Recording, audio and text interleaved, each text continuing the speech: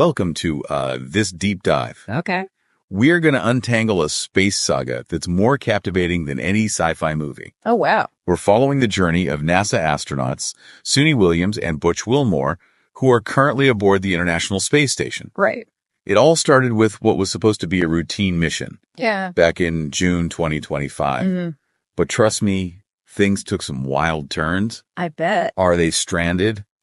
Abandoned? Good questions. What's with all the political drama? We're going to sort through this mess. Okay. Starting with the spacecraft involved. Makes sense. You ready? Absolutely. And understanding the spacecraft is key here. Okay. Williams and Wilmore launched on Boeing's Starliner, Okay. which was designed for shorter trips to and from the ISS. Uh-huh. Think of it like a space taxi service. Space taxi. Yeah. Got it. But then what happened?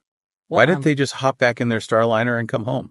Well, during their mission, the Starliner experienced some thruster issues. These thrusters are vital for maneuvering and docking. Right. So imagine trying to park a car with a faulty steering wheel. Yeah. It's just not safe. That makes sense. Yeah. So NASA had to come up with a plan B, right? Exactly. Their solution was pretty ingenious, actually. Okay. SpaceX, with its Crew Dragon spacecraft, was already scheduled to send up a new crew in early March. Okay. Think of Crew Dragon as a more robust long-haul space vehicle. Okay. NASA figured why not bring Williams and Wilmore back on the returning Crew Dragon instead of risking it with the faulty Starliner. Clever workaround. Yeah. So what was the problem? Why didn't they just come home on the Crew Dragon as planned? Here's where the timeline gets tangled. Okay. The Crew Dragon mission, called Crew 10, experienced delays. Okay. This pushed back the return of the previous Crew Dragon Crew 9, Right. which was the one slated to bring our astronauts home. Got it. Suddenly, their stay on the ISS was extended indefinitely. Okay. I'm starting to see how this turned into a bit of a space traffic jam. But how did we get from delayed flights to political controversy? Well, in late January, Elon Musk, CEO of SpaceX, Right. dropped a bombshell on X, formerly known as Twitter. Right. He claimed that former President Trump had personally requested SpaceX to expedite the astronauts' return, Oh, wow. implying the Biden administration was dragging their feet. Hold on. So a former president is weighing in on current space missions Yeah. and throwing some shade at the current administration while he's at it. That's how his post read. Wow. And to make matters more confusing, Trump himself backed up Musk's claims on Truth Social, Oh, boy. using the loaded term abandoned to describe the astronaut situation. You can imagine how that set off a media frenzy. I bet. Everyone wanted to know what was really going on. Did the White House really abandon these astronauts? Right. Did Trump have some secret plan to swoop in and save the day? Well, neither Musk nor Trump provided any concrete details on how this expedited return would happen. It's also important to note that both NASA and the White House remained silent on these claims initially. I bet that only fueled the speculation further. Yeah. So what was NASA's official response to all of this? NASA quickly and firmly denied the abandoned narrative, emphasizing that Williams and Wilmore were safe, had emergency return options available, and were actually embracing their extended stay on the ISS.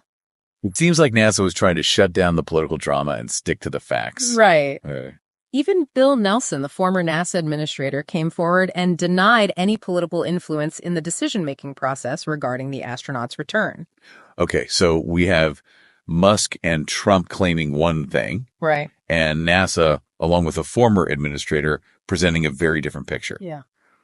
What about the astronauts themselves? Yeah. What did they have to say about being labeled as abandoned? They've remained remarkably professional and focused on their work throughout this entire ordeal. To be fair, astronauts are pretty much the definition of cool under pressure. But this situation throws a whole new level of complexity at them, with political accusations swirling around their mission. Absolutely. And to add another layer to this already complicated situation, Okay. there were even discussions about using the Ax-4 Crew Dragon, which was originally intended for a private mission by Axiom Space, Okay. to potentially address the Crew 10 delay and bring Williams and Wilmore home sooner. Wait, a private company's spacecraft could become part of a NASA astronaut rescue mission. This is getting more and more fascinating. It is. So we have this incredible mix of technical glitches, delayed missions, former presidents inserting themselves into the narrative, private companies entering the scene. It's a lot. It's like a real-life space opera unfolding before our eyes. Right. What's fascinating to me is how all of these players, NASA, SpaceX, former presidents, private companies, are now part of this intricate dance in space exploration. Yeah, you're right. This whole situation is like a crash course in the complexities of modern space travel. Yeah. Before we dive deeper into the implications of all of this, I'm curious to hear your take. What stands out to you the most about this whole saga so far? What strikes me is the resilience of the astronauts. Yeah. Imagine being up there millions of miles away with your return date uncertain. Right. And a media storm brewing about your supposed abandonment. It's mind-boggling. Yeah. Most people would crumble under that kind of pressure. Right. But these astronauts just keep going, conducting experiments, maintaining the station. That's because astronauts undergo rigorous psychological training to prepare for exactly these kinds of scenarios. They learn to focus on the tasks at hand, to compartmentalize, and to maintain a sense of purpose even when facing the unknown. It makes you appreciate the human element of space exploration. Yeah. We often get caught up in the technological marvels and the political maneuvering. But at the heart of it all are these incredibly dedicated individuals. Absolutely. In a September media briefing, Williams said, "You sort of turn to and just take on the next activity of the day. Right. That's what we do. We're professionals." That's a good outlook. They're essentially saying, we're here to do a job regardless of the external noise. It's almost like their perspective from space allows them to see the bigger picture. Yeah. Down here on Earth, we're consumed by the day-to-day dramas. I know, right? But up there, they're reminded of the vastness of the universe and the importance of their mission. There's also an interesting parallel to the early days of space exploration. Oh, how so? Back then, astronauts faced incredible risks and uncertainties. Right. Their missions were often shrouded in secrecy, and their families had to cope with the constant fear of the unknown. Yeah, it seems like some of those anxieties are resurfacing now, but in a different form. Instead of worrying about Cold War tensions or technical failures, we're now grappling with the implications of private companies and political figures potentially influencing the course of space exploration. Exactly. And this raises crucial questions about the future of space travel. Yeah, like what? Will it become a playground for billionaires and political agendas? Or will we manage to maintain a focus on scientific discovery and the advancement of humanity? These are weighty questions, and there are no easy answers. Yeah. But I think this whole situation with Williams and Wilmore has shown a spotlight on the need for open dialogue and thoughtful consideration of these issues. I agree. And it's not just about astronauts and space agencies anymore. Right. With private companies like SpaceX and Axiom Space becoming increasingly involved, we're entering a new era where commercial interests are interwoven with national and scientific goals. It's almost like we're at a crossroads. Yeah. One path leads to a future where space becomes just another arena for competition and profit, while the other leads to a future where space exploration remains a collaborative endeavor driven by a shared desire to understand our place in the cosmos. That's a great way to put it. Thanks. And the choices we make today will determine which path we ultimately take. But before we get too lost in hypotheticals, let's bring it back to the situation at hand. We had these astronauts essentially stuck in orbit due to a series of unfortunate events. Right. We have a former president making claims of abandonment and a current administration choosing to stay silent. Yeah, it's quite a situation. And then we have these fascinating hints of private companies stepping in to potentially assist in the astronauts' return. Yeah, that's interesting. It's a story that keeps getting more complex and intriguing with every new development. Absolutely. But at the heart of it all is a simple question. Who gets to decide when and how astronauts return from space? That's the million-dollar question, isn't it? Yeah.